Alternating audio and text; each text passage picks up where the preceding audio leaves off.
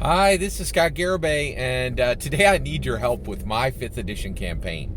So my current 5th edition campaign, I really got a tiger by the tail. This thing is just shooting off like a rocket.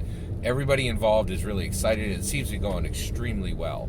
So what's the concept? So the concept is a shifting dungeon master seat. So I realized one of the biggest problems with my gaming group, so I have about 10 people in my local area that are all just like world-class dungeon masters. Literally, some of them have their own channels with like way more, D&D channels with way more that people connected than me. I got others who, I met this one dude 10 years ago. He was a brilliant dungeon master. We've brought people into our games who have no one, absolutely no one remains in our game for more than a year before they want the dungeon master seat. Just because, I think if you're doing it right, you're showing how cool it is, right? And so right now my game is capped at 4 players. We're not allowing more than that in. We're already at capacity. We reach that capacity at session 3, right?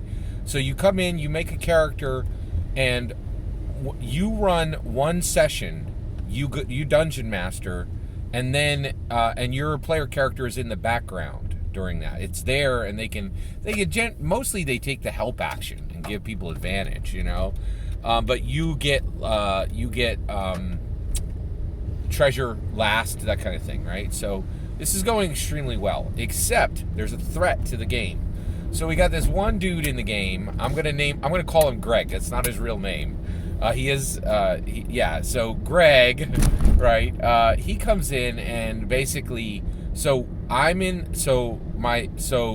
dungeon master is running, and then Greg is a player like me, but next week he'll be the dungeon master, right? And then the week after that, I'll be the dungeon master, and the week after that, the 4th player will be the dungeon master, right?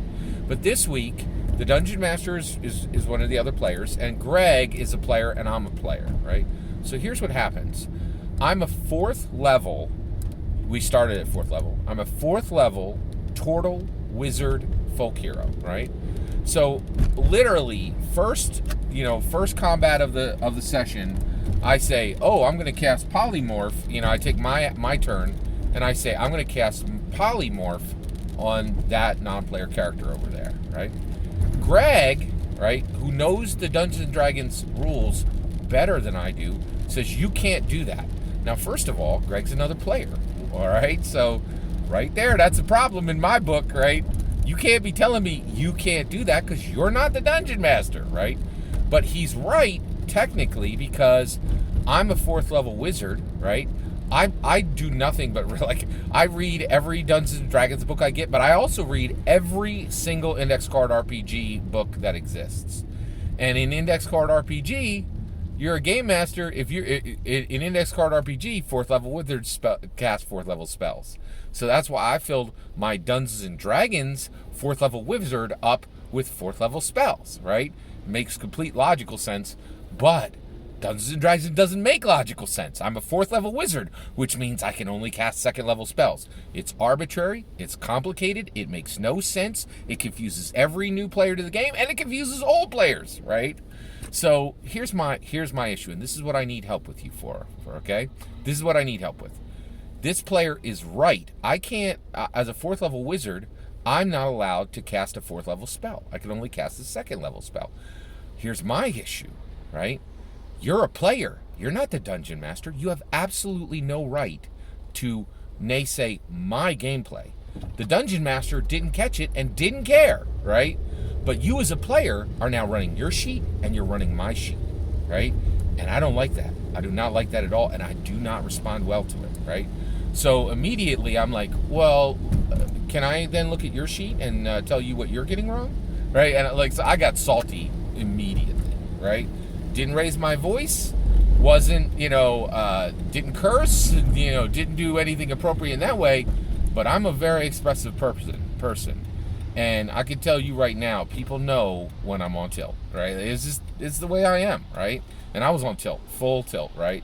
So how do I deal with this? Because this is a threat, and this is going to come up constantly, right? This person thinks they can run their sheet and my sheet. I think they're wrong, right? And it's getting me on tilt quick. right? And the reality is, this game is an experiment. We don't know if this is going to work, right? So how do I handle this, right?